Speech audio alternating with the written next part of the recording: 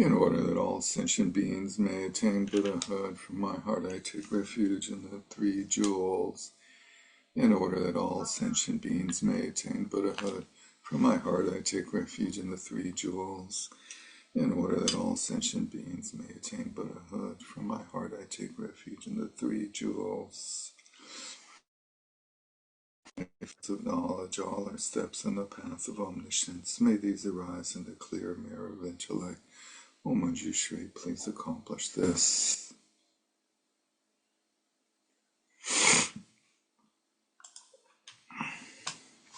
Good evening and welcome back. Great to see you all. As we dive into the Pith Anthology of Pith Instructions on Shamatha and Vipassana by Alan Wallace, or B. Alan Wallace. How do you be Alan Wallace? Like being John Malkovich, maybe? And Eva Natanya. If you have the book, you see them at the back. Very back of the book, these little bios.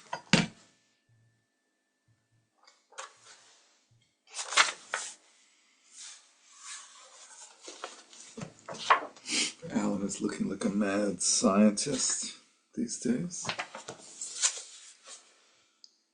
And his colleague, Ava, looks sort of angelic, very peaceful.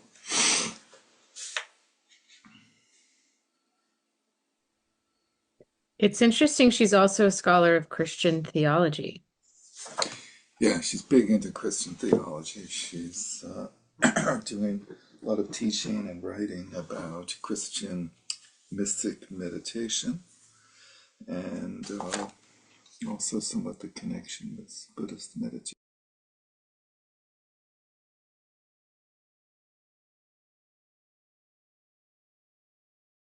You muted yourself. Yeah, good thing too, because I just blew my nose. It was good timing.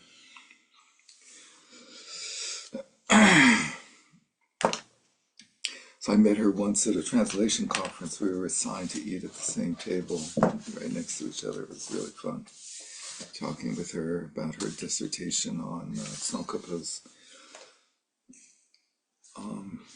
exposition of the six dharmas of Gampopa, in particular, illusory body.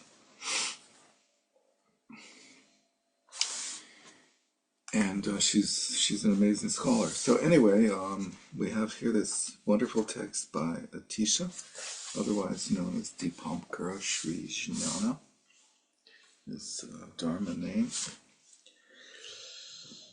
I don't think they said where he got his Atisha name, his stage name from. We have a number of texts from his tradition, starting what becomes called the Kadampa tradition, a sacred word or command or teaching tradition. Comes to Tibet in 1042.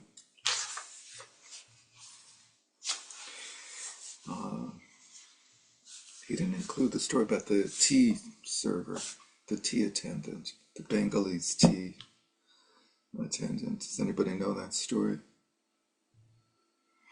I was a little surprised it wasn't there. It's funny how these things come down in our tradition and don't in some others, you know. That's a story about deliberately having an annoying person in the Sangha Yes. Yeah. Why did he do that? to get everybody riled up and so that they could see themselves, see their mind move in that way. Cool. Any other versions? That he could see he could work with his own mind. Right. Because why? Had it that he had been told that the Tibetans were very nice people, very Yeah, kind, that they were like very polite and docile and totally cool people. and so he And thought, I'm not going to have any way to practice my paramitas if they're all nice like that. So I need to bring along my annoying tea boy to make sure that somebody that's going to push my buttons. That's the way I've heard it. yeah, I think so. And I And don't then think he was the T-boy before the trip. I think he like sent somebody out to find, a particularly Oh, irritating okay. I thought it was young one year person. or two. But anyway, the other thing, of course, is that once he got to Tibet and had spent a little time there, he realized that he need not have brought his tea boy. Yes, because why? Because guess what? The Tibetans did not turn out to be quite as sweet, Angelic. docile, and all that as he had Yeah, been. they were quite rough and barbaric in many ways, compared to the refined Indian culture. Yeah. So he has a famous student, Oh, Drum I'm Tongpa. sorry. That reminds me. I read that Gurdjieff did the same thing. Well, that's where I think That's your story, the way I've heard it, what you described was a Gurdjieff story. Right. I think I got them conflated, but Gurdjieff, like I think, borrowed that lesson, except he used it on his students. Right. He was applying it to the Sangha, whereas for Atisha, it was just for his own. I mean, he was concerned about his own personal practice. There's another great teacher of our era that did that technique of having irritating attendants. Any ideas? You look and I'll whistle. Trumper Rinpoche. He was famous for bringing in very irritating people and making them kusum, body attendants, close attendants, and other members of his inner world. Number of very irritating people would drive other people crazy. Everybody'd say, "Why do you have that person as your attendant? God, as your kusum or other positions." The world of the great bodhisattvas. So we see some of that play back and forth. I don't know if anybody dipped into the other texts in this section where there's like a back and forth between Atisha and his student Drumtung, with a lot of sort of tongue-in-cheek stuff going on there between the two of them. Where was it?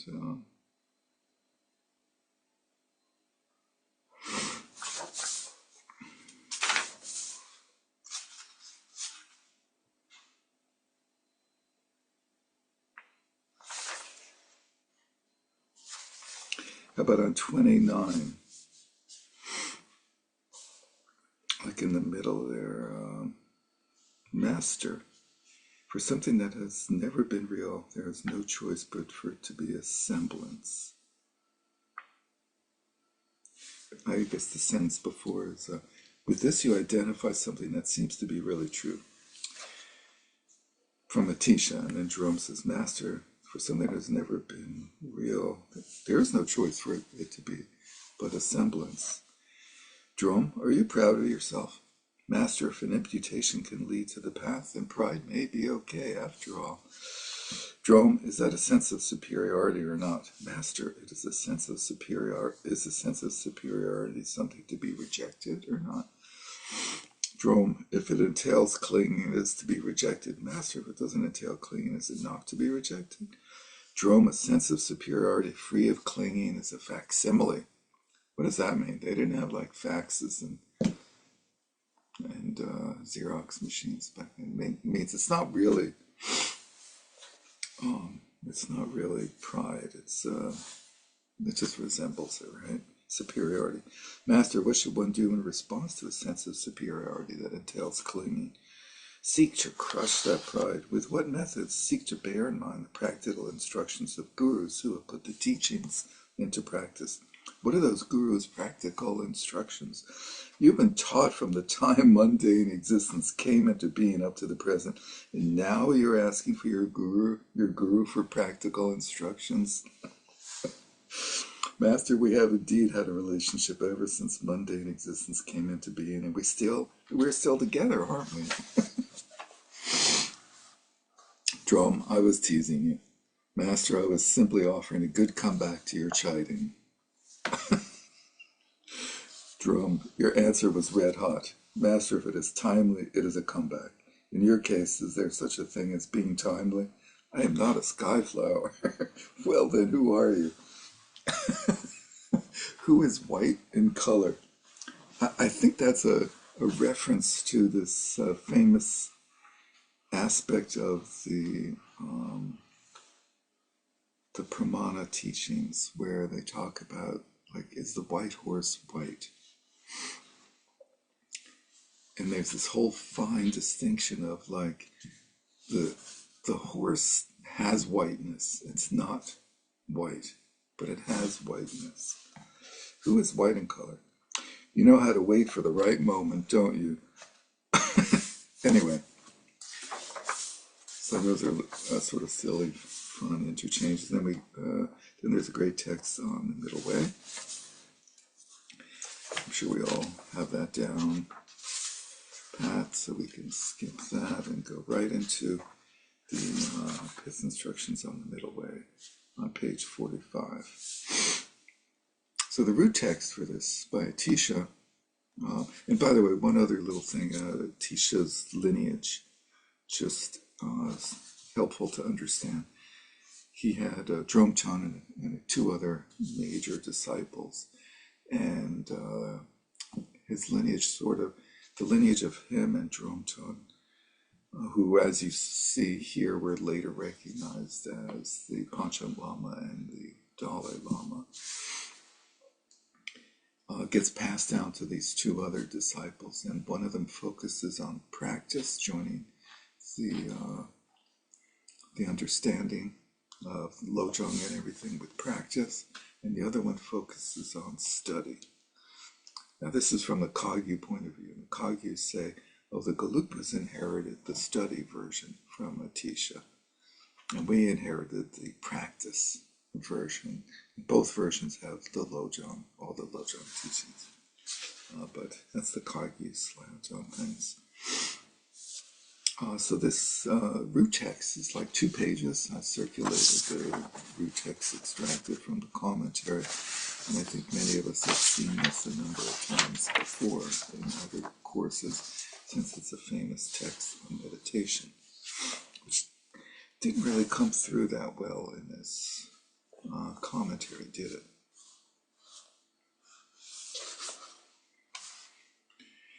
So I thought maybe we could take a peek at the text before we dive into the commentary and get lost in the detail of the commentary, if that's okay with folks.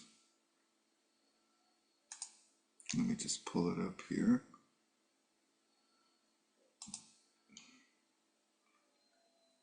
Does anyone else recognize this text?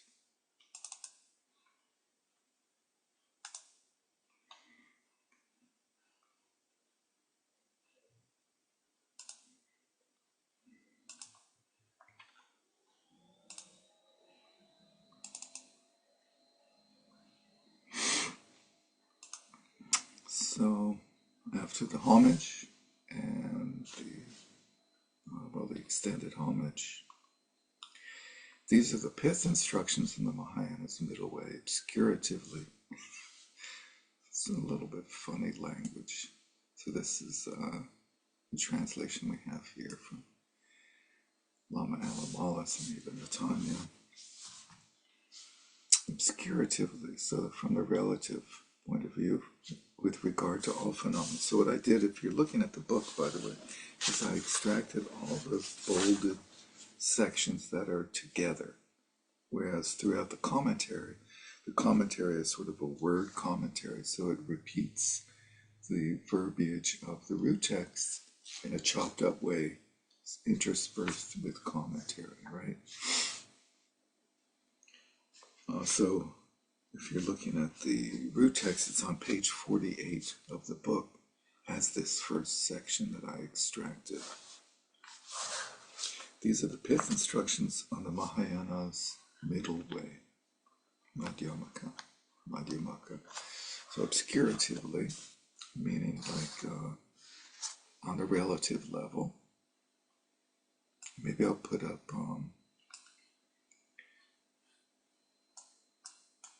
I give you also Brunholzl version. Never mind, that's too hard. with regard to all phenomena from the perspective of those with a confined outlook. Actually, it would be good to show Carl's version. Let's see if I can put them side by side.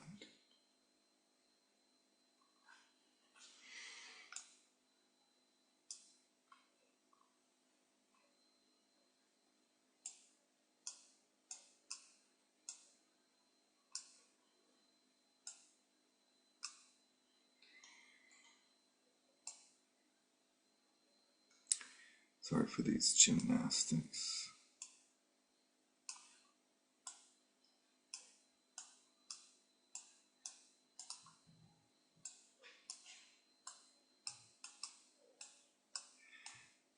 This guy won't move over. How about that?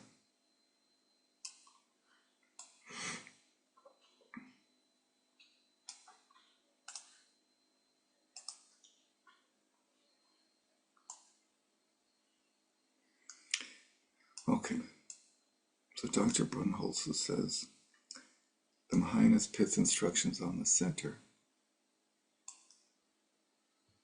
as opposed to the middle way, are as follows on the level. Can you see Carl's as well? I have to I think you have to share read. again.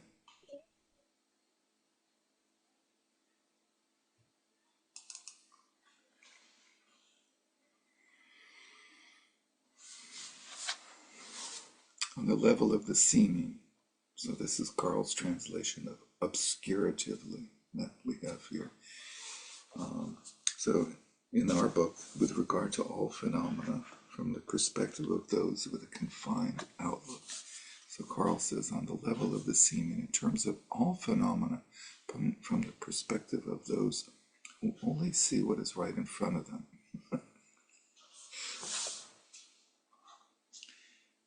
From the perspective of those with a confined outlook. All presentations of cause and effect and so on. All presentations, including, so I'm starting with Carl and then I'm going back to our book, Alan Wallace and Eva Netanya. All presentations, including those of cause and effect, are real in terms of how they appear. Carl says all presentation, cause, effect, and so on explain them to be real in just the way they appear. However, ultimately or actually, when just this seeming reality as it appears is scrutinized and done away with through the great Madhyamaka reasonings, there is nothing that can be grasped. And here in our book we have ultimately or authentically, if whatever appears obscuratively and just that is deconstructed and negated with compelling reasons, one must comprehend with certainty that the dimensions of something split even down to 1/100th the size of the tip of a hair cannot be apprehended. Carl says cannot be grasped, not even something as tiny as the fragment of the tip of a hair that is split 100 times. This is what you should internalize with certainty. Let's see if we have that line in our text. No, we don't have that line in our text. Interesting to see very different styles of translation. So this is setting the view, right? Like this is a prerequisite. You should understand the great reasonings for emptiness, such as the 5 great ones of the Vajra slivers, causation. One cause cannot produce one result. One results don't appear from one cause, and all phenomena are neither one nor many. And the 5th one is all phenomena are interdependently originated. So those 5 reasons. So one should have understood those with certainty before meditation. So we would call that like the prajna of hearing and contemplating. And then we have the actual meditation instructions. on the bottom of page 53 now. The commentator, Prajna Moksha, says, now I shall present the stages of meditation on the Pith Instructions. While sitting cross-legged on a comfortable cushion, reading from our book now, consider for a while that there are two kinds of entities, physical and non-physical. Carl says, sit on a comfortable seat in the cross-legged position as a start. Let us say that entities are of two kinds, what possesses form and what is without form. What is it that's without form? The mind. Brain. The brain, yeah, the brain. The mind, thank you. The mind is formless. It's a formless entity. So we have entities with form, such as books and laptops and people. Then we have phenomena without form, minds. It's not that many different phenomena without form. They all look the same. So sort of a common feature. Okay, as a start, so we lay out, there's two types of phenomena that we're going to deal with. What possesses form is a collection of infinitesimal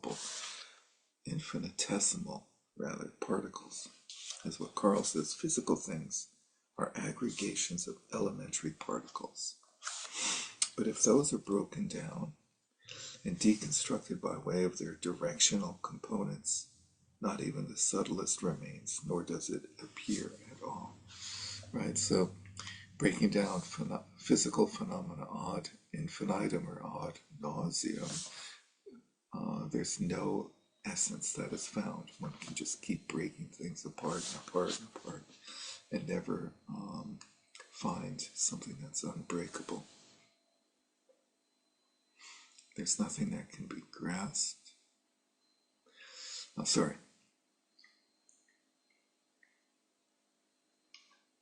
So infinitesimal particles are without appearance. And our book says, not even the subtlest remains, nor does it appear at all. Now, what do you make of that? They didn't have microscopes. They didn't have electron microscopes, so they couldn't. There's a certain point where you can't see the phenomena. Robert. I have a question. By grasp, he means that conceptually, right? We can't grasp it conceptually.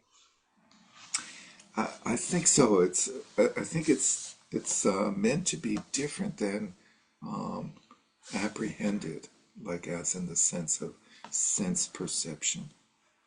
Right. So basically he's saying that logic breaks down and it's inconceivable actually what's happening.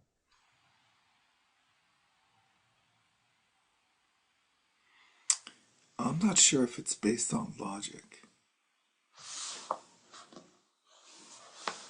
Why don't we? Madhyamaka reasonings are a form of logic, aren't they? Oh, totally, totally. Yeah, and that was the preparatory. And then I think one actually does a real world experiment where one like looks at phenomena and sees that they can be broken into parts infinitely without until they sort of disappear. But they didn't have, you're muted. So it stops the mind sort of. I mean, that's sort of what's happening with this because there's nothing there anymore. So there's nothing to grasp. Sorry, it's like, where did it go? But is that convincing that basically we're trying to experientially realize emptiness of form? How about our commentary? Sorry. I feel like where my mind tends to wander off on that is I feel like language is just not sufficient. That there's a you know um, I don't have the conceptual tools. I mean, there's other things like this, for instance, like discursive thinking, I hear it, but there's no sound.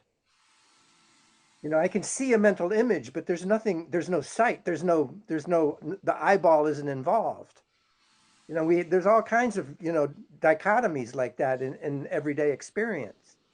This is another, way of sort of, looking at reality and going, whoa, what's really happening here?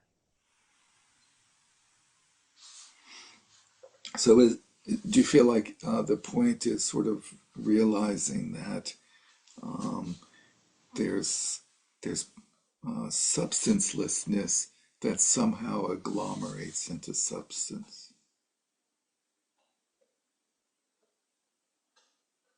It's like, don't know, open to anything. Yeah, yeah. Well, why don't we read our commentary? I mean, this would be a very good time to dive into our commentary and see what Prajnamoksha says. So, starting on page 54, the meaning of Pith Instructions is as explained above. So he went through. Let's see what he said about the Madhyamaka reasonings.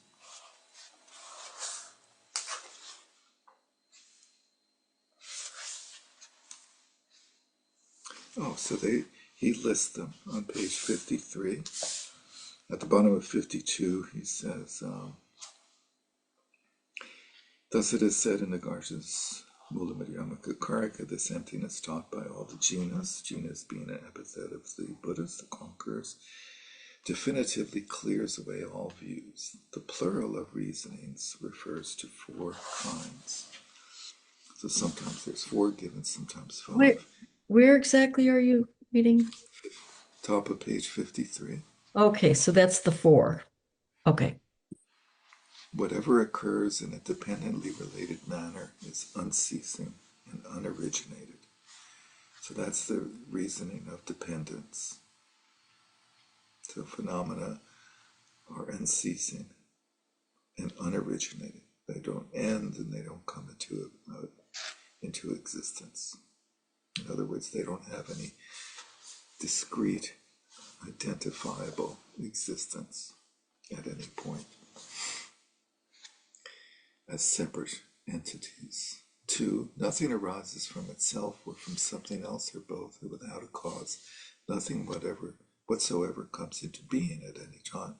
So the first is the reason, because nothing arises from itself, nor from something else, or both, or without any cause, i.e., neither.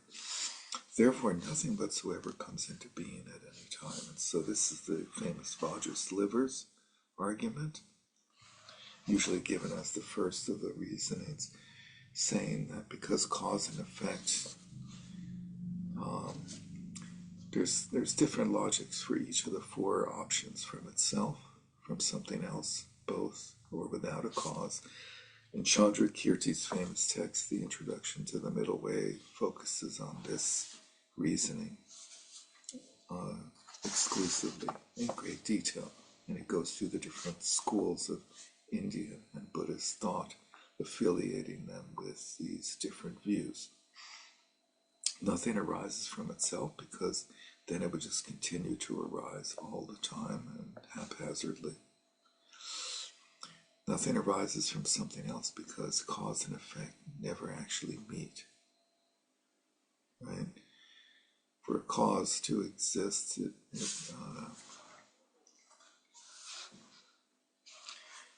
must be a cause, and the result must not be present. If the result is already present, then the cause can't be called a cause, because the result is there, so the cause didn't do anything. And same with the result. If the result exists, then there's no need for the cause. So there's never actually a time where they both exist and meet. Phenomena can't impact each other unless they talk to each other, at least text, or maybe email each other, and that has to happen at the same time.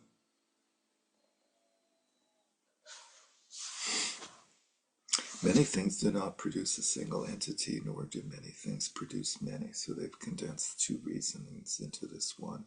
One thing does not produce many things, nor does one thing produce one thing.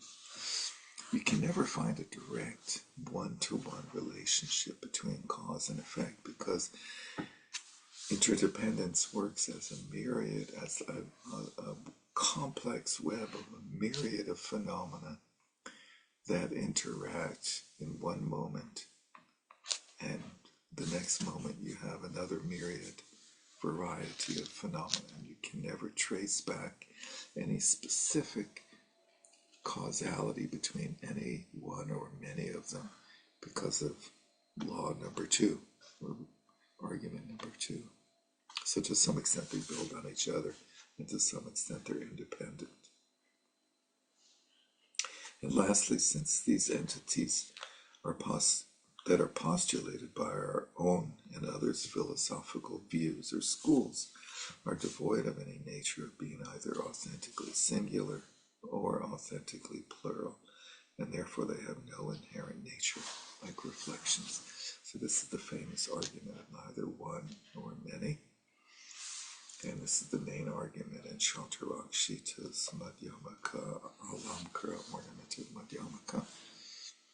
And the idea is that all phenomena can be broken down infinitely, and so nothing is a unitary entity. There are no unitary entities. They can all be broken down. You can't say that there are entities that are sort of manifold.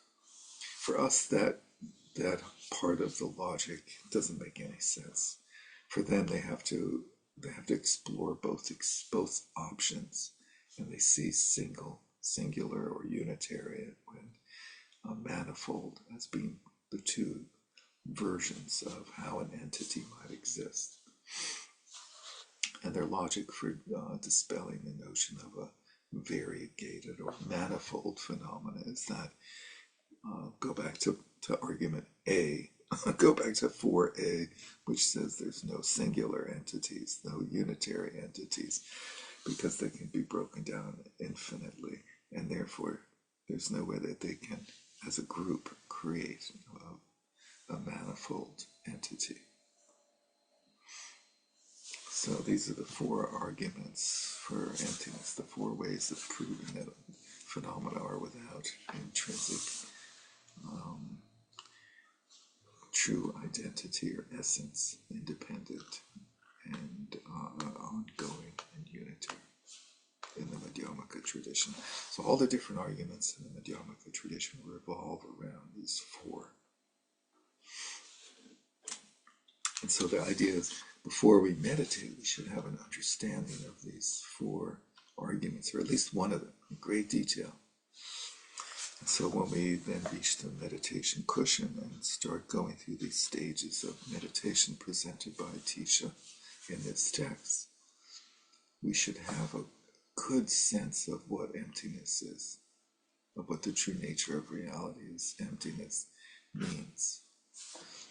And so, in case it hasn't become obvious already, the stages of meditation outlined in this text are succinctly summarized in a famous scheme made popular by Atisha called the slogans of Lojong, of mind training, the 59 slogans arranged among 7 points.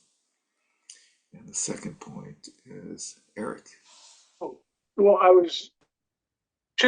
that was what struck me, is that regard all dharmas as dreams, which is not what's happening here.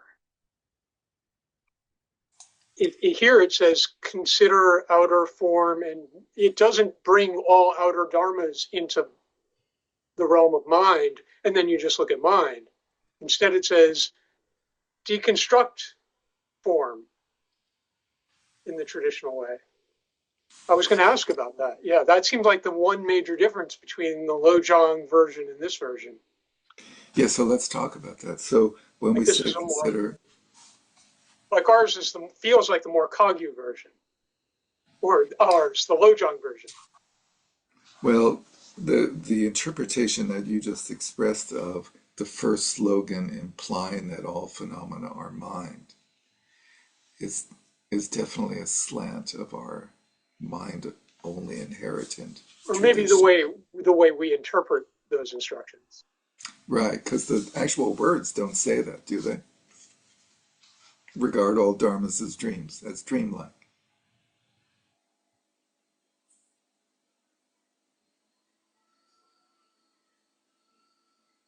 And so that's just a matter of a manner, rather, a way of experiencing all dharmas as being empty and without substance. Now we interpret that, as Eric is rightly pointing out, we interpret that as leading into the second one. It's like the second slogan. It's like saying, well, all dharmas are dreamlike, and in dreams, everything is just a projection of your mind. Wait, are you saying that that was Trungpa Rinpoche's version, but it's not really what the original Tibetan is? I don't think it's specific just to Trungpa Rinpoche. I think it might be Right, common the to, Jamgon Control, right. as you stated, it might be more common to the Kagyu tradition, or maybe even Kagyu Nyingma, or maybe even broader than that. But literally, it doesn't say that all dharmas are dreams, therefore they're mind. More literally, it's just like there's two types of phenomena. There's material phenomena, and then there's mind, is what this text is saying, and we're going to understand the emptiness of these two types of entities. Okay, but just to push the point, here in this version, not only does it not say use the word dreams, it also says above, it gives the more traditional version of relative truth. Oh, let relative truth just be kind of like the Prasangika, what people think it is, and we'll just analyze that. That feels like a different thing, because then you have to analyze that. You have to analyze the chariot, just to push the point. It's giving. Let's go back. Yeah. This is good. This is very helpful to unpack this whole scheme. So let's spend some time here and go back to page 48, which is, I think, is what you're referring to. These are the Pith Instructions on the Mahayana's middle way, obscuratively, or from the relative point of view with regard to all phenomena, from the perspective of those with a confined outlook, those who sort of believe that things exist. All presentations, including cause and effect, are real in terms of how they appear. Right. So he's setting the stage like we all think things exist in the way that they appear because we live in the relative world. Ultimately, however, if whatever appears is deconstructed and negated with reasonings, one understands with certainty the dimensions of something that the relative cannot be apprehended. That phenomena cannot be apprehended. So he sets up this dichotomy of there being a relative world where we take things as they appear, but understand that ultimately they have no essence.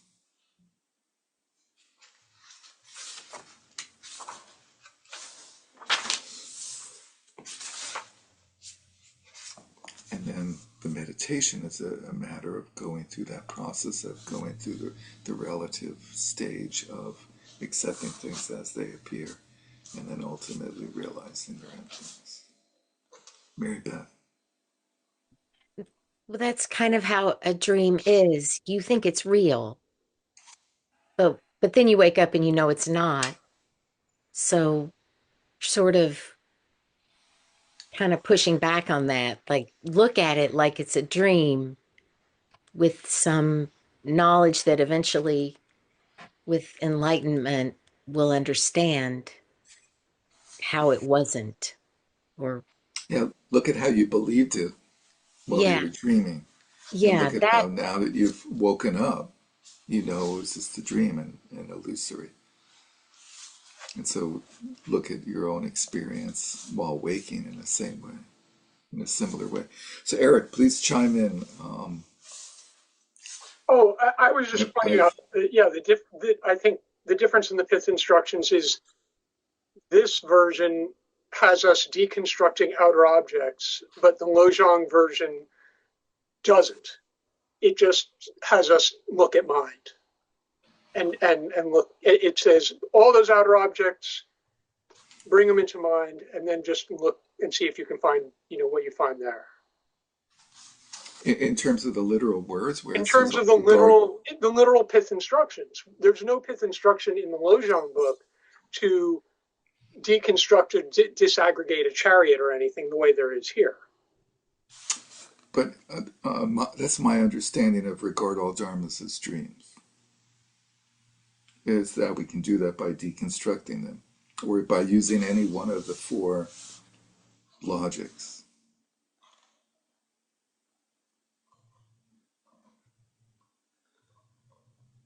Yeah, the thing about dreams is that they have no internal logic, and we still buy them.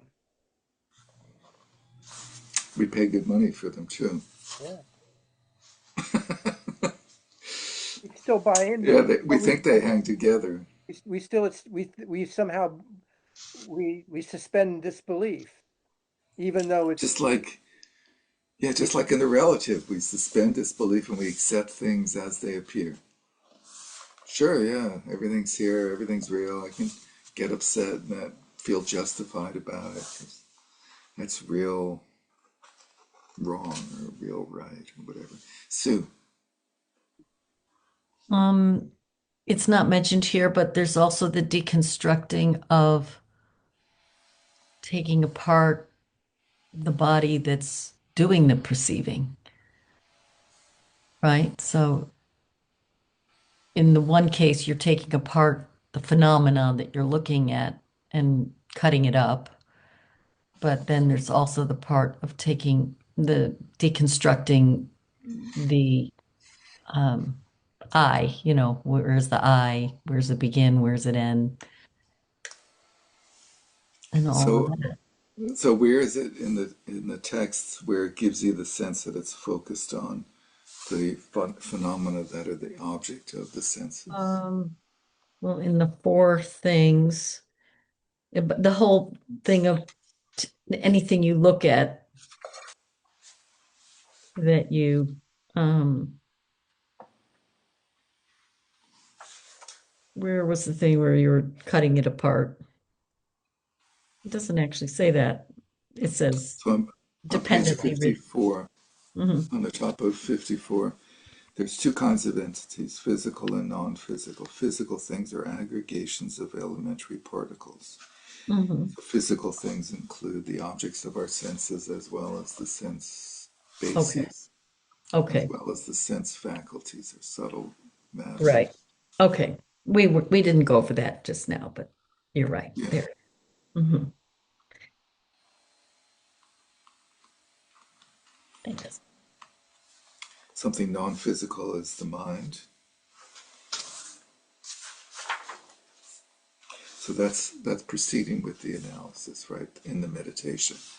So at the bottom of 53, while sitting cross-legged on a comfortable cushion, consider for a while that there's two kinds of realities, physical and non-physical.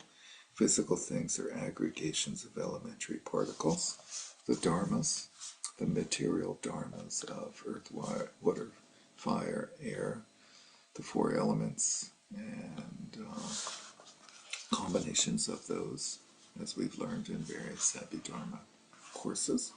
But if those are broken down and deconstructed by way of their directional components, so if we cut it in half and then cut the left half in half and the right half in half, and do that over and over and over again, we don't find anything that's partless. But but if you don't have like a micron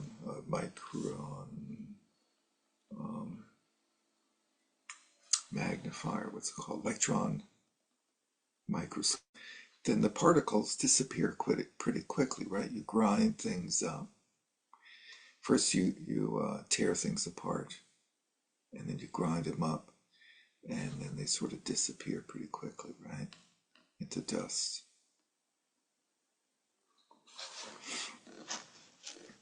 So they didn't get to the point of the elementary particles of what makes up the atoms, the neutron, the electron, and whatever else is in the atom. What do we have? Three things: neutron, positrons, and electrons, something like that. Protons. Protons, negatons, and neutrons. And they didn't come up with the idea of building circular particle accelerators worth billions of dollars and hurling single particles. How do they isolate single particles, by the way?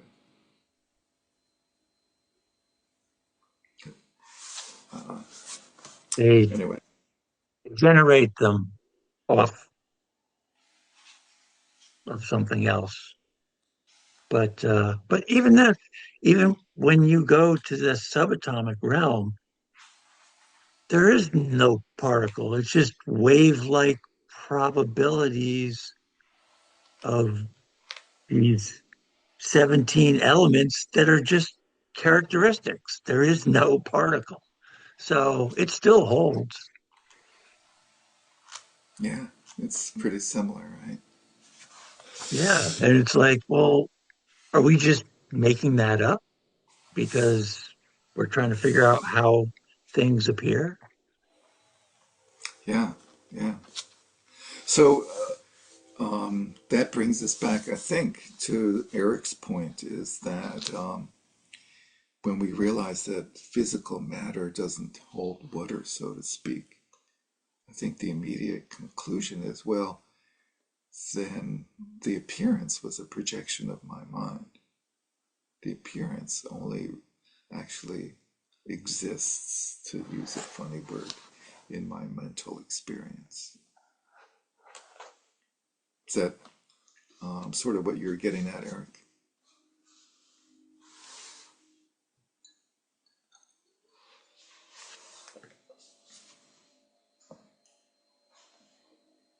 I don't know. I, I'll pass. I'm not sure. Okay, let's look at the commentary. The meaning of Pith is explained above. Meditation has three aspects: preparation, practice, and conclusion. Sitting cross-legged indicates the preparation, which includes the resolve never to forsake any sentient being. We all do this when we sit, right? You establish the bodhisattva intention of not forsaking any beings, even though we're sitting to try to get away from them, but we don't say that. An intention set with great immeasurable enthusiasm to achieve great enlightenment. Consider for a while there's two types of entities is the investigation. Physical and non-physical are mutually exclusive. There's no third option. For the defining characteristics by which they exist are incompatible. And since they include all phenomena, there can be no third alternative. So there can't be something that's both physical and non-physical, Emily. I'm hoping to pause for a moment on the instruction consider for a while. Mm. Um, like consider was an interesting word to me. Like maybe it's contemplate, meditate upon. Yeah, let's see what Carl uses. He just says, as a start, he doesn't say consider for a while. There's two kinds of entities. He just says, as a start, let us say that entities are of two kinds. What possesses form? Here, I'll share it.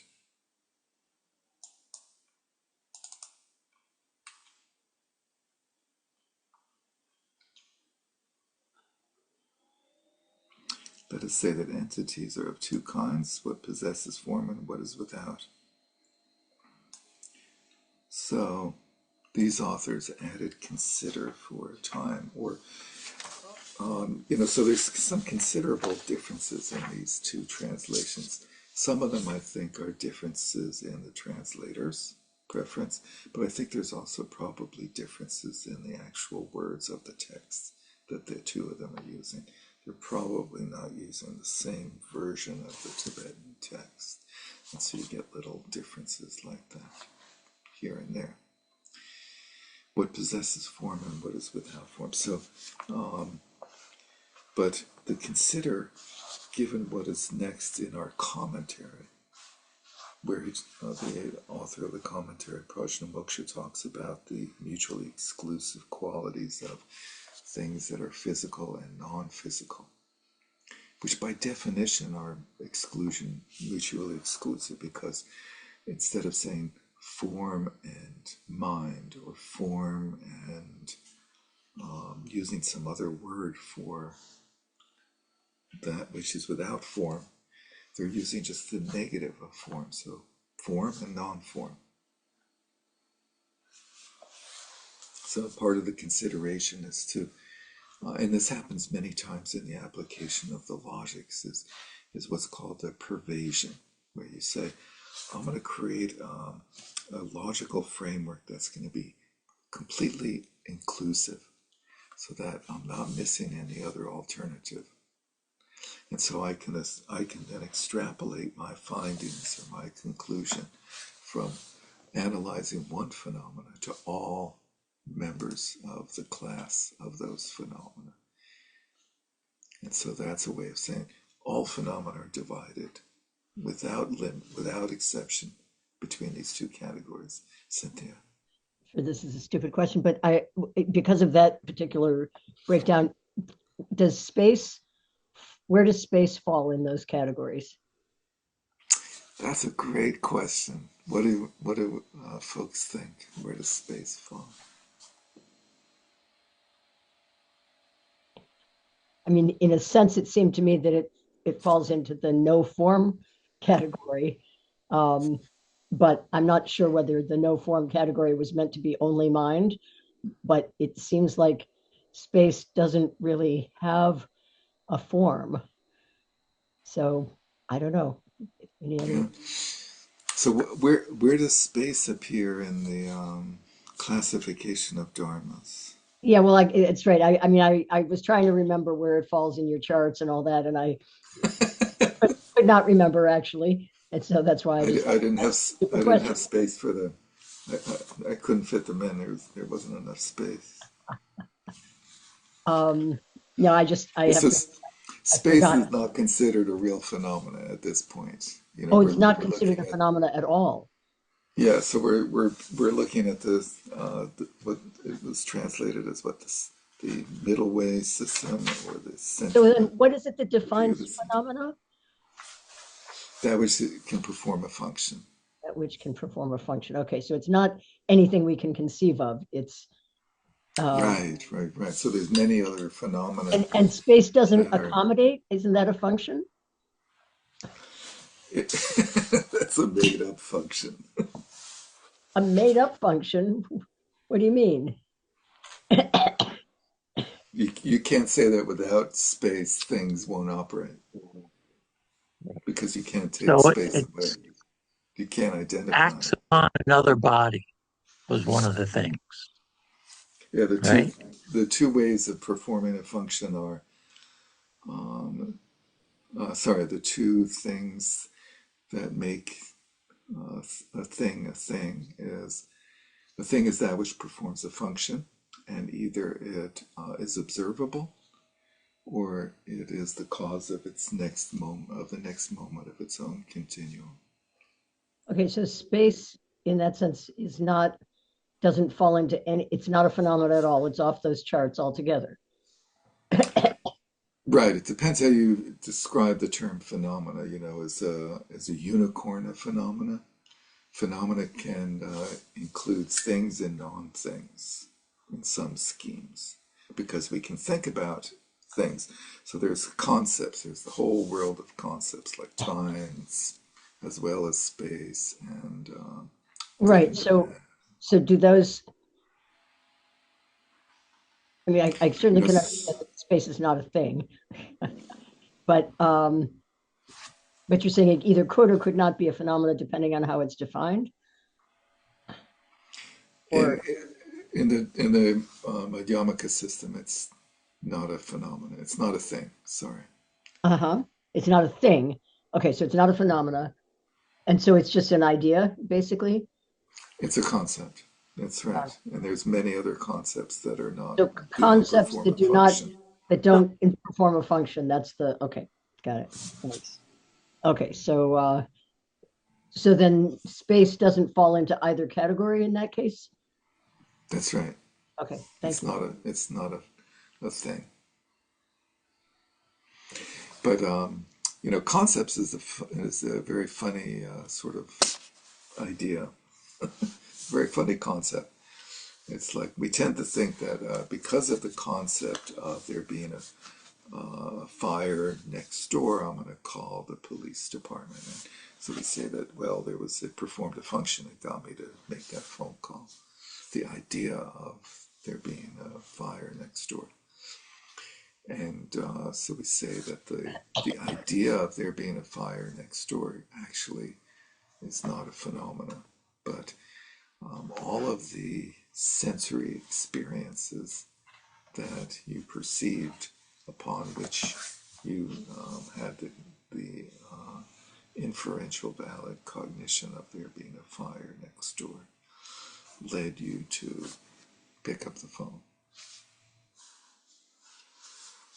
Anyway, so we've divided our world into parts as a way of analyzing the most radically different aspects of our existence, which are form and mind. That which is without form. There's only really one phenomena that we experience that's without form, and that's mind. And so we're trying to understand emptiness in order to let go of grasping, which is the cause of suffering, right? As opposed to this just being like an intellectual exercise of trying to understand our Abhidharma chart or this or that. The idea is we're doing Vipassana meditation, where we're trying to understand emptiness experientially. Emily. Yeah, that was why I kept going back to this little phrase, consider for a while, which in the commentary it says that refers to the investigation. Because it's like this very specific instruction, like you sit down cross-legged and you take your bodhisattva vow and you set your intention, and then it says like you sit there and you like consider this stuff. Not, Yeah, so you're not being super discursive about it, but I feel like that's such an important point is that you actually are doing the analytical Vipassana contemplation and meditation of these things right there on your cushion, um, in a way that I think a lot of people aren't really used to doing in their yeah, daily. yeah, totally. This is analytical Vipassana, and generally our traditions are of the non-analytical Vipassana ilk. And we tend to do all of our analytical Vipassana outside of meditation.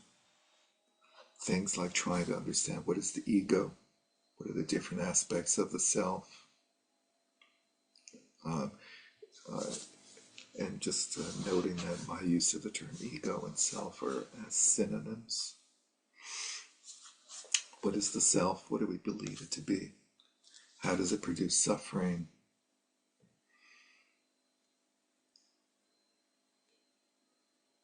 And so we spend a lot of time outside of meditation contemplating topics that are done in meditation and analytical Vipassana. And we do our analytical Vipassana outside of meditation.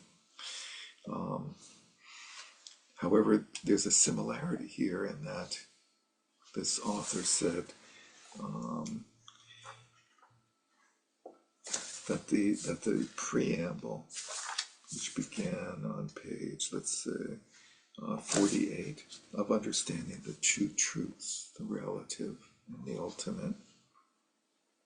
Ultimately, if whatever appears obscuratively and just that is deconstructed and negated with compelling reasons, one must comprehend with certainty that the dimensions of something split even down to 100, the size of the tip of a hair, cannot be apprehended. So that's part of the preliminary, is understanding that on the relative level we accept things as they appear.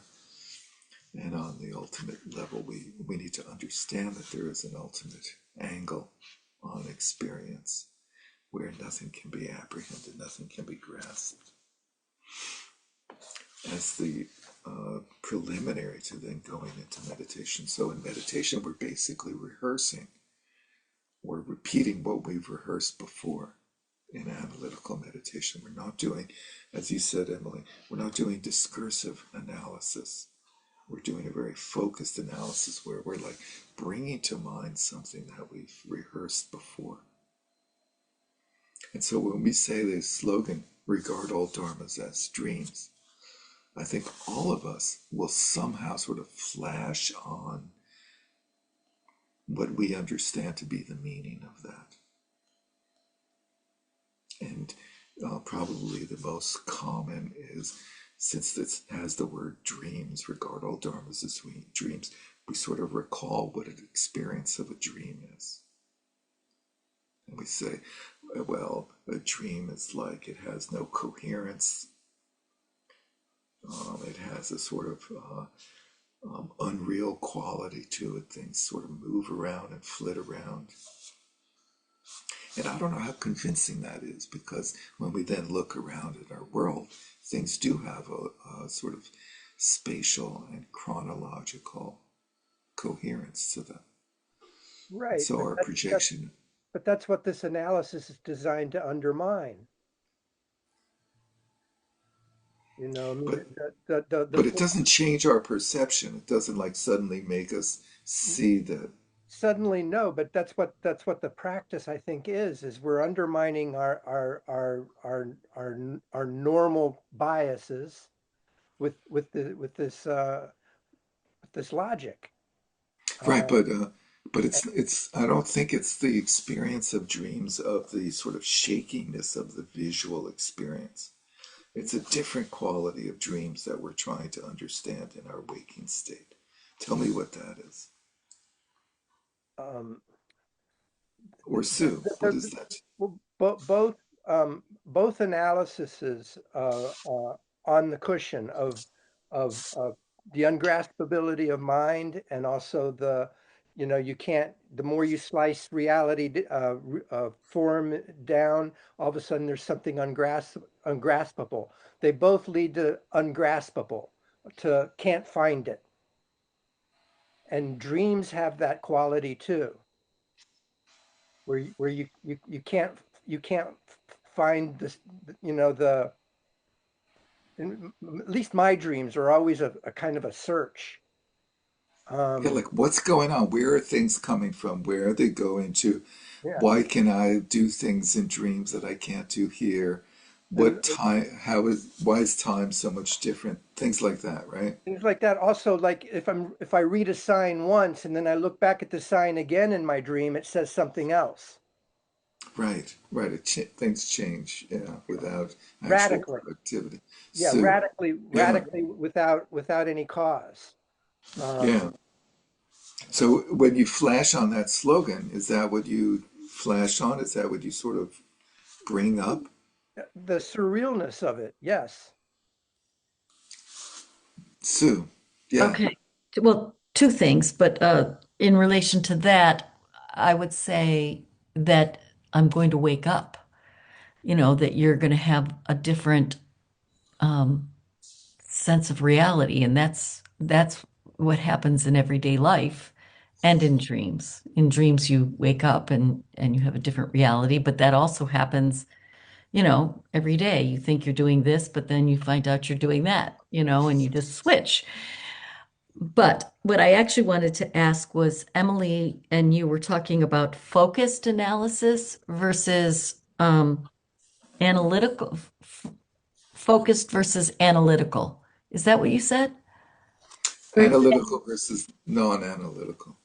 But also Okay, versus discursive. It's not a discursive analysis, which would be done in a study, like through reading. that would be discursive because you're contemplating, you're thinking about this or you're thinking about that. And It's that's a way of, complicated. You would bring up different items and you would mentally break them down, or maybe you would physically smash them up.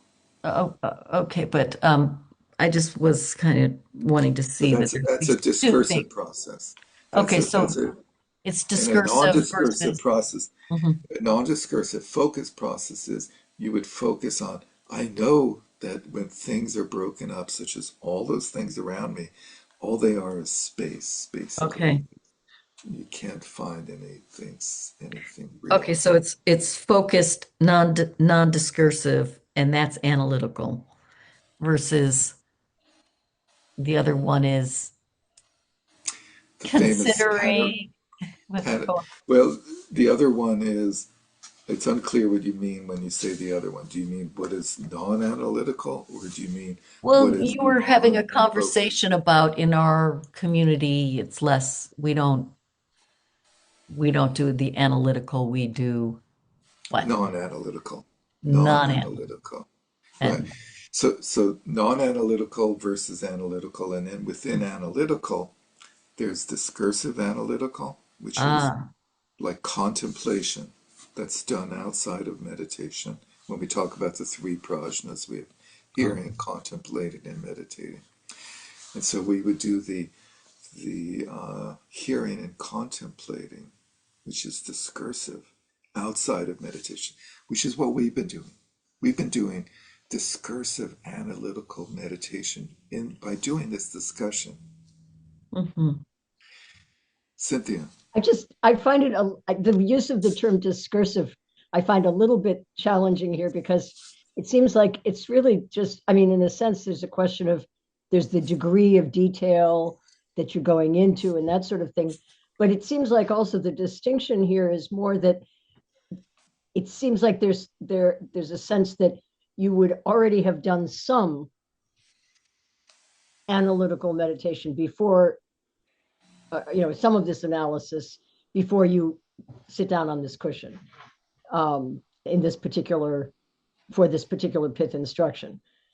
But yeah, to me, the word discursive, it has obviously maybe multiple meanings, but there's a little bit of a sense of it being a little bit of a negativity of like, you know, overuse of thought. And whereas I don't really think that that good analytic meditation has to be discursive. It's just, it seems like the distinction they're making is just you may go into more detail on this before you sit down on the cushion for this pith instruction. Like in Carl's, he has the line, "This is what you should internalize with certainty." So it seems like there's a certain degree to which you may have been working on developing that certainty before you receive and sit down with this pith instruction. that is the idea. Yeah, thank Yeah. you for going through again this whole idea of the preliminary that's done outside of meditation. And So the so the the non nuance of the term discursive is, I think we all have different like ideas of what discursive, and like heavily discursive versus subtly discursive. In my mind, it makes me think of when we read in Mahamudra text that the second factor of shamatha that supports mindfulness, sometimes translated as alertness or awareness, samprajanya, sheshan, that factor is subtly discursive. It has a subtle discursive quality to it. It's like saying, am I on the object? Is my attention vivid and stable? And so it has that subtle discursive quality.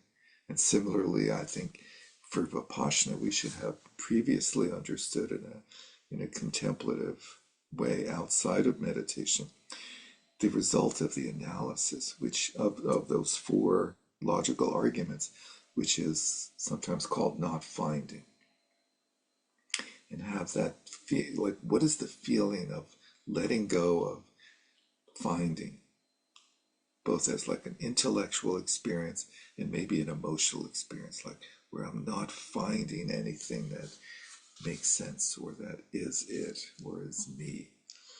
And we should have that. I think we should have a good like visceral sense of that's what we bring into the meditation practice, and then we apply that one more time to entities with form and without form in a very focused, limited way of just like intensifying what is that feeling of not finding that leads us to just let go and experience a state of mind that doesn't like assume this or that or rest here or there, so to speak. And that Well, not finding is, to me, is that you're not clinging to anything. And that other reading said clinging a lot more.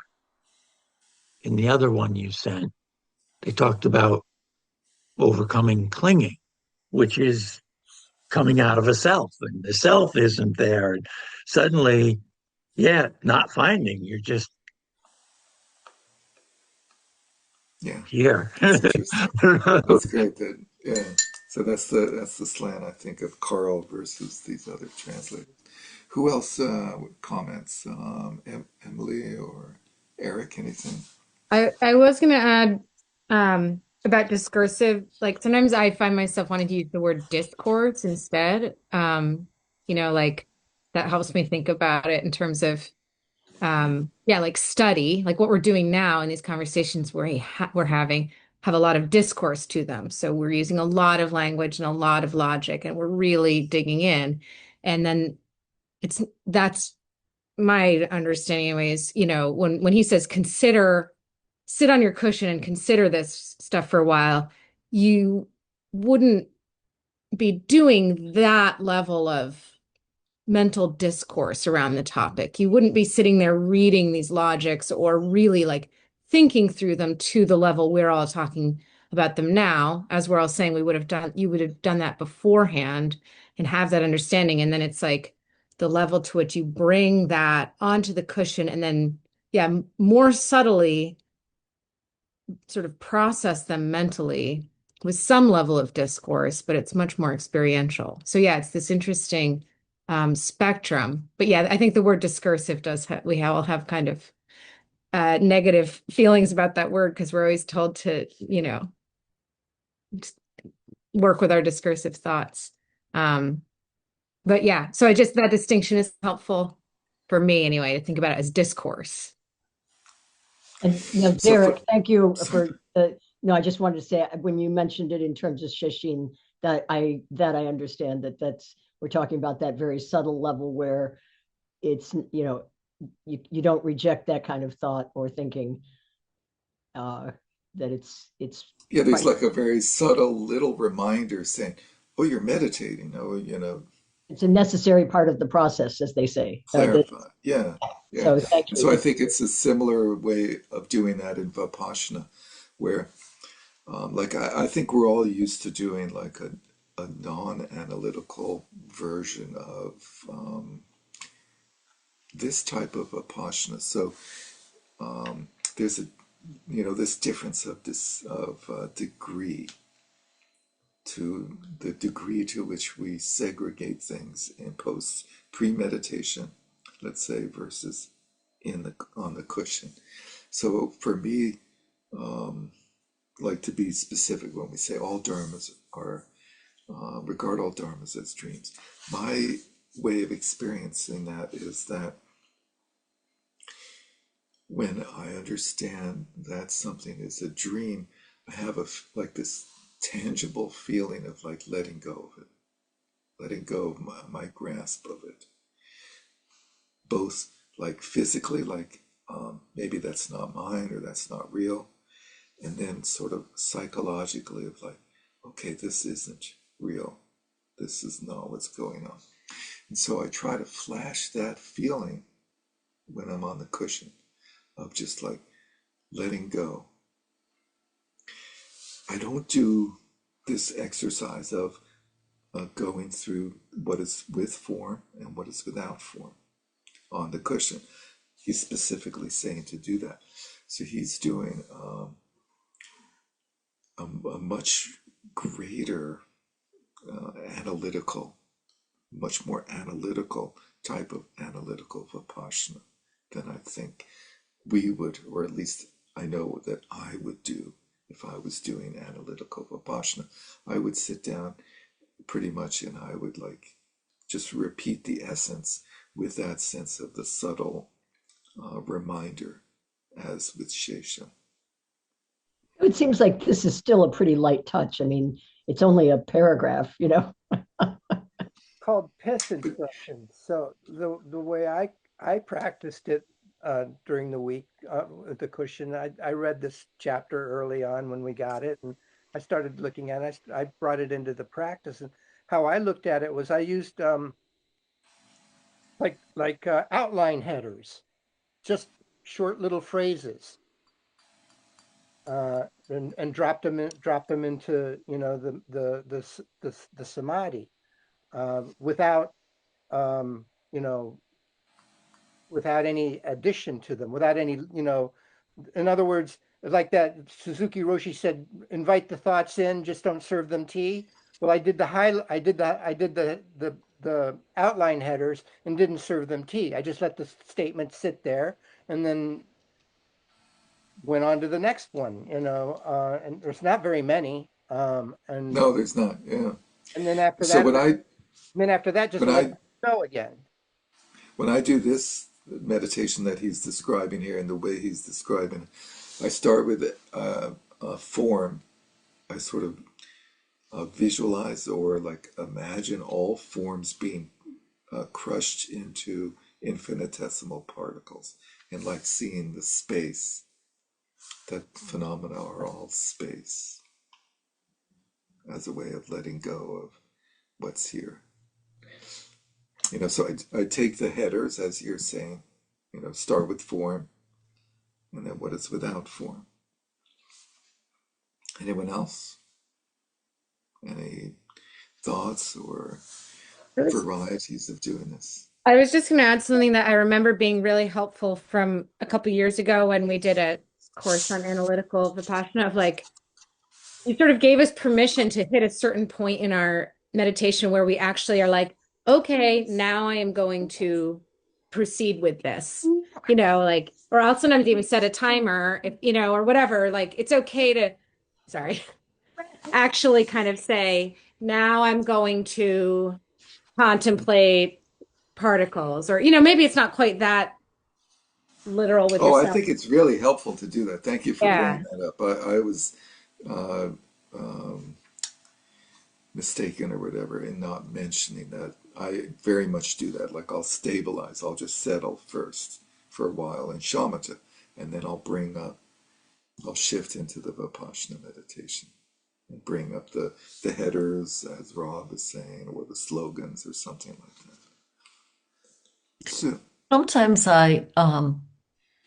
you're settled and then you're not. And that's a great time yes. for me to like, what do you think is going on here? What's inside, what's outside? What do you mean by outside? What do you mean by inside? And uh, so, yeah. Devil's advocate, huh? Well, it's just like, what do you think is going on? You have this whole idea of what's going on, and when you have an idea of what's going on, what are you basing it on? Yeah. And you're supposed to be meditating, and what is it? What is meditation?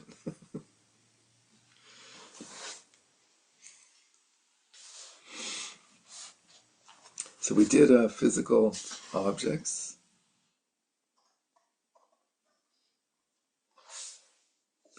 and the commentary. So we're on page 54 at the bottom there. Let's say physical. There's a little bolded physical things indicate. Oh wow, it's 9 o'clock already. Okay. Um, so we have physical things on the top of page 55. He sort of concludes the analysis. If elementary particles are indeterminate, the resultant physical phenomena are also indeterminate. Just as there is no sprout, there is no seed. And this is demonstrated by the statement that's because there is nothing that initiates them. Substantial entities and so on are negated. So that now the characteristics of the mind are themselves shown to be invisible. So it is said to be non-physical because we can't see them, the mind. In this regard, that which can perform a function is momentary, which is one of the definitions of a real thing, or one of the synonyms.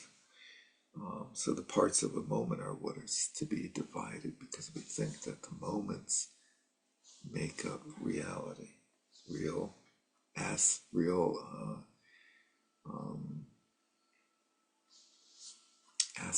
or real phases of that which is non-material. The past is something that is no more, so it does not exist. Were it exists, it would turn into the present. The future is something that has not yet arisen, so will not exist. So when you look at the past and the future, you're bringing them into the present, so they're no longer past and future. And the present mind is extremely difficult to investigate. You can't find it.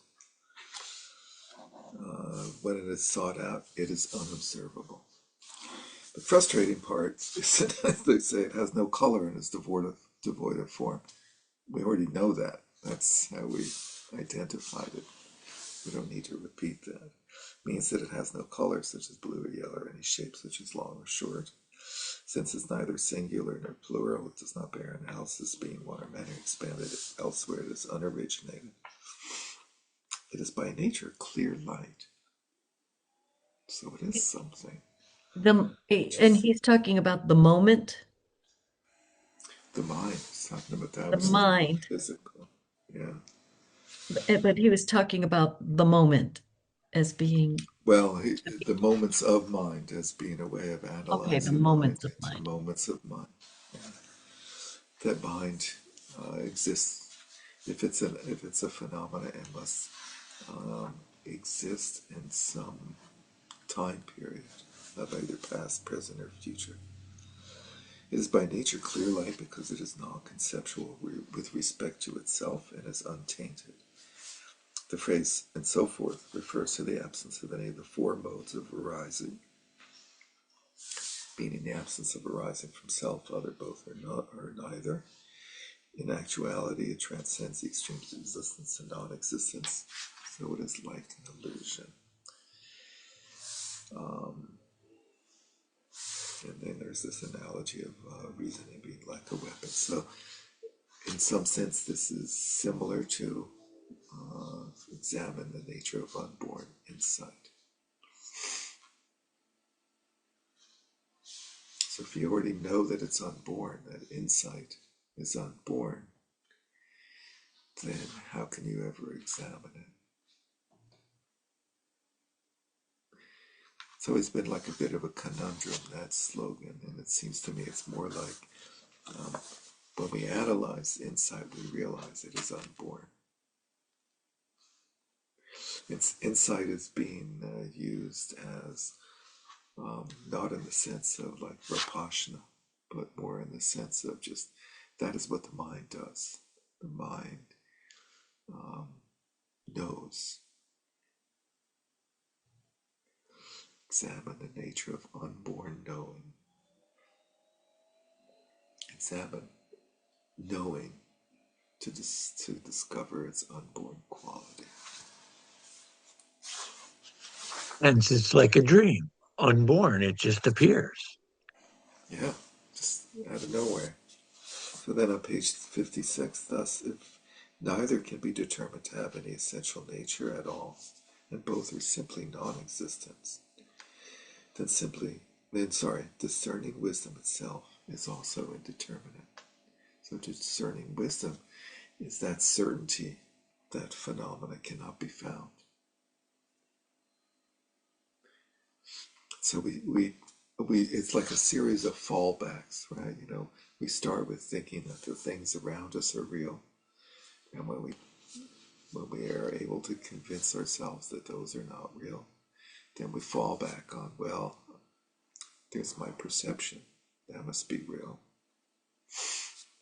And then when that turns out not to be real, we fall back on, well, there's something going on here. That's the understanding of their unreality, so that must be real. I know that that's what's being experienced. And then he says, discerning itself is also indeterminate. We can't find that. We can't find that wisdom. And that wisdom seems very real because it produces a sense of letting go. So we think like it's a thing. It performed a function of letting go. But it's more of like the way that Buddhahood is described as like ending that which produces further defilement, further confusion, as opposed to being like an actual cause that has a result, right?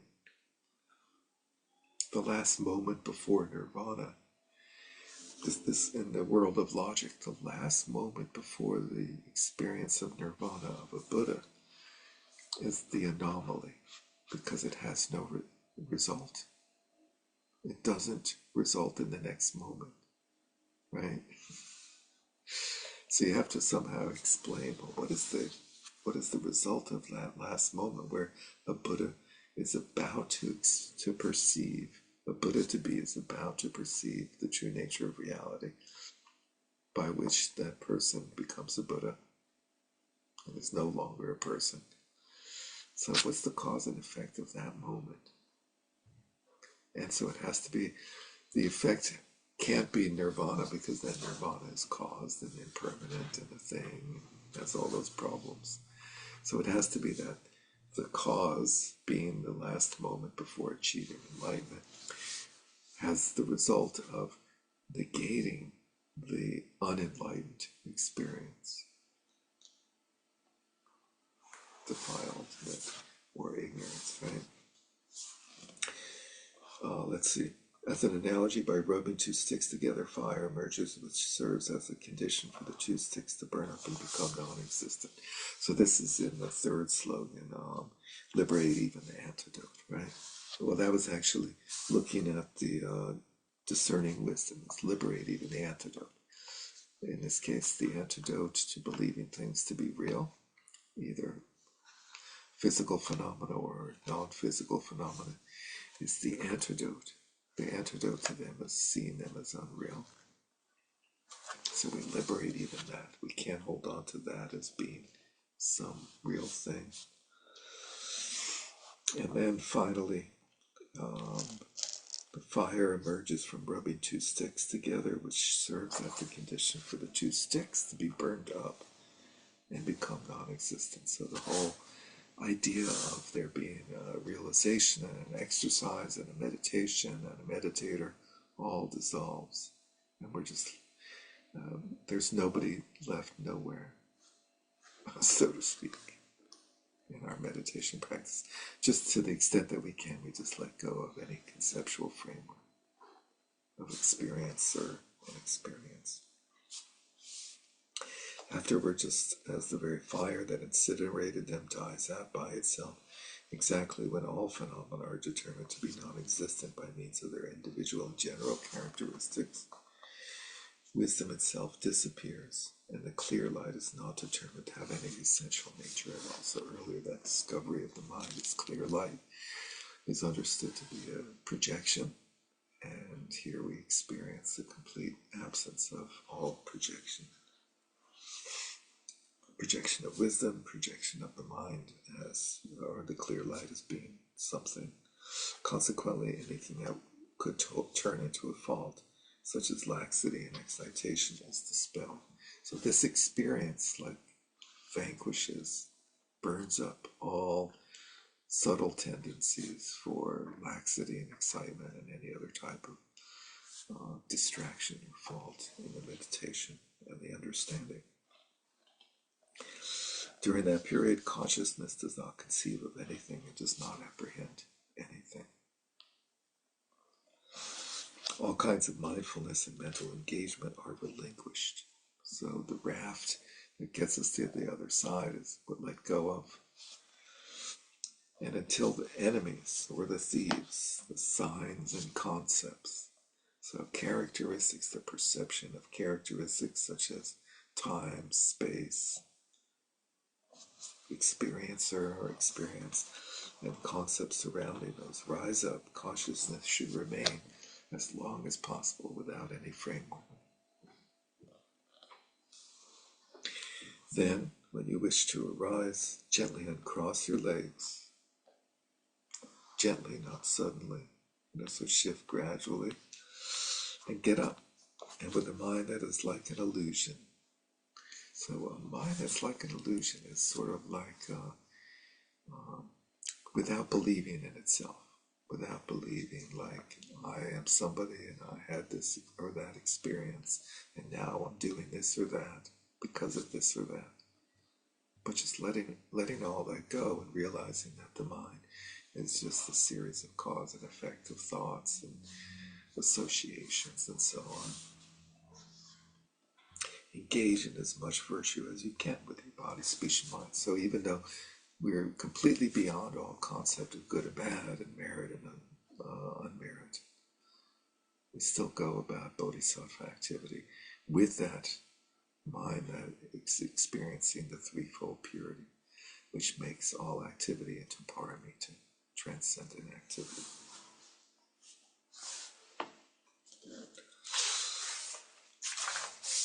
And then the final stanza is on 161. And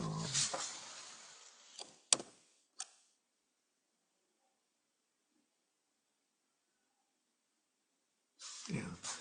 So if those of good fortune practice with reverence uninterruptedly for a long time, they will see reality in this very lifetime. So a little bit of a clunky construction there, as if there's a perceiver and a perceived in the experience of reality. Like is there seeing? Is there a reality to be seen? Is there a seer of reality? Not to mention lifetime, but without striving or exertion, they will naturally and spontaneously make manifest all phenomena, like the vault of space. That's a little bit of a leap there. Suddenly, those of good fortune practice correctly, they will naturally and spontaneously make manifest all phenomena. Cynthia. And in Carl's, it says all phenomena are revealed as effortlessly and spontaneously present of their own accord, just as the middle of space. Yeah, that's a great difference, isn't it? And but I was also just, when I saw present of their own accord, I have to admit that kind of caught my mind and made me wonder, what does that mean? Of their own accord. Yeah, because if there's nothing there, if these things are, insubstantial, then what is their own accord anyway? So it's Karma. what's that? Karma. Karma? Just to put a word on it. That's what Okay, a well, good okay, word. that I guess that I mean But that it was the would kind of thing I was explain trying to figure out. something that Is there a doesn't have specific any meaning there? existence. Yeah. Because it's like sometimes in other contexts, like in the Vajrayana, they're going to talk about phenomena as display of mind, which is a little different than saying of their own accord, or maybe not. Maybe it's different, maybe it's not. But I was curious about that, as well as just the differences between the two texts. Yeah. Yeah. Very interesting difference between them. And then I think, the meaning is just like things happen spontaneously My without favorite happening. bumper sticker, Without happening. Shit happens, right? and don't try to explain it. And if Don't try to explain it. Yep. if identitylessness has been realized, then it does seem to be of its own accord. There's no it's, Yeah, but yeah, right. What's the it's it just then? it's just a expression. Yeah, I mean, not to, yeah, I don't want to belabor it, but it was sort of Yeah. curious. It's I think this is the point where they're kind of trying to wrap up, and yet it's exactly at this point, after you've gone through all this deconstruction, that when they use what seems like slightly imprecise language, it sort of raises all those questions of what is there a more uh, ultimate way of expressing that in language, right? It's interesting that the commentator doesn't comment on this section, right? So on 61, you would think that the commentary after the paragraph, the root paragraph, would relate. But it starts with samadhi, which doesn't occur until sentence like 4 or something, right? From the time they make manifest the Vajra like samadhi. So the They commentators skip jump to right over this. this and go to the end. Yes, that's right. Yeah, this I complicated yes, I noticed section. that too. There was no commentary there at all. Yeah.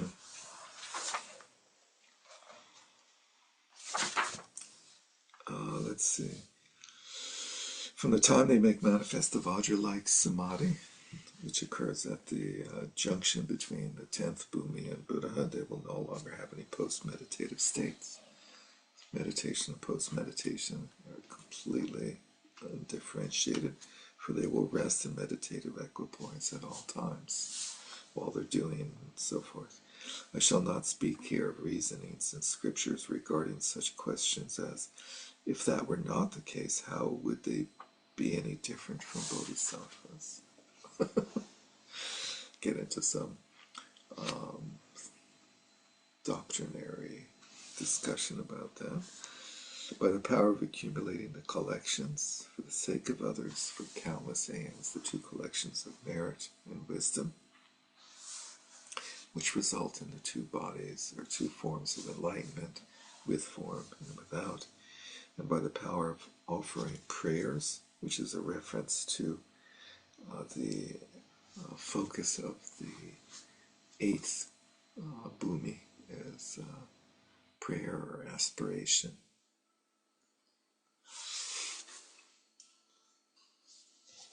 They become what is needed in accordance with the inclinations of disciples. And this is a reference to this whole idea like, how can Buddhas perform activity if they have no premeditated thought, if they have no context of cause and result? And if they only act spontaneously, then what governs their, why do they perform beneficial activity instead of just sort of haphazard? And the main explanation is that it comes from the prior aspirations and intentions that they cultivated for many incalculable aeons, set a pattern of karmic momentum in process that then results in Buddha activity spontaneously. That combines the needs of beings.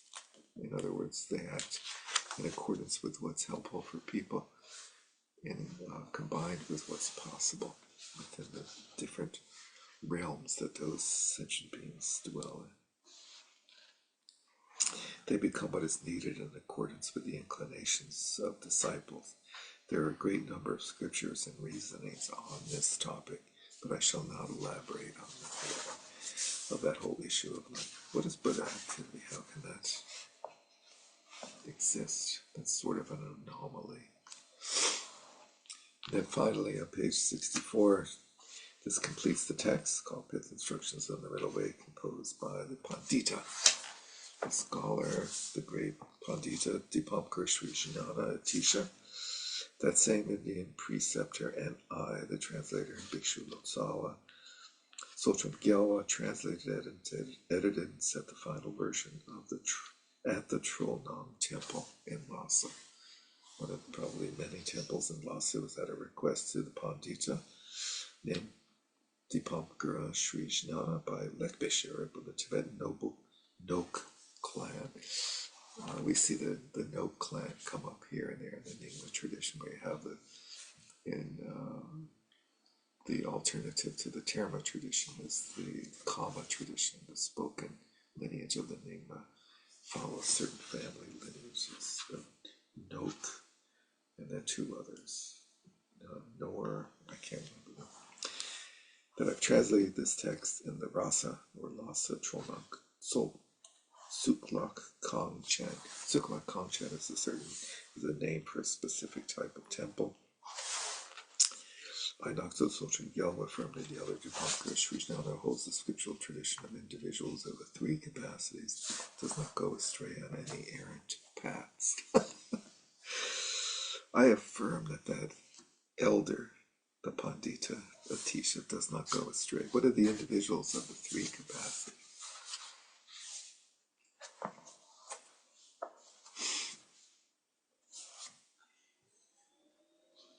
three capacities are small, medium, and large, which doesn't tell you much, but small capacity means individuals who care about themselves. They know what's going to happen to them within samsara. They try to experience the better samsara in this life and future lives by focusing on meritorious activity with the cause and effect state of framework of mind. And then beings of the medium capacity are Shravakas and Pratyeka Buddhas who strive for liberation from samsara for their own benefit. And then beings of the great capacity are the children of the victors, the bodhisattvas who strive for enlightenment for the benefit of all beings. So that's our first one. Thank you very much, everyone. That was fun. Getting actual, talking about actual practice for a change. That was nice. Thank you very much for that, Eric and everyone else. So let's dedicate the merit and close. By this merit may all attain omniscience, may it defeat the enemy wrongdoing from the stormy waves of birth, old age, sickness, and death, from the ocean of samsara. May I free all beings. By the confidence of the golden sun of the great east, may the lotus garden of the Rigton's wisdom bloom. May the dark ignorance of sentient beings be dispelled. May all beings enjoy profound, brilliant glory. You know, one thing we didn't talk about was like, when do we do those slogans as actual meditation? We talked about them in that way, but like, do people practice them as actual meditation? Is an interesting question, because they very much are the steps of Vipassana meditation, and could and should be used in that way. Whether we do it in the way that's implied here, of like they're separate entities of phenomena, physical phenomena and mind, or as Eric was saying in the tradition we received, where it's like there's a progression from letting go of the belief in phenomena, because all phenomena are mind, and then letting go of mind. Either way. But it's an interesting question of when do we practice the slogans in that way. Thank you, everyone. Great to see you. Thank you. Hope your neck gets better, Melissa. It looks like you have a really sore neck. Take care. Let's see, recording stopped.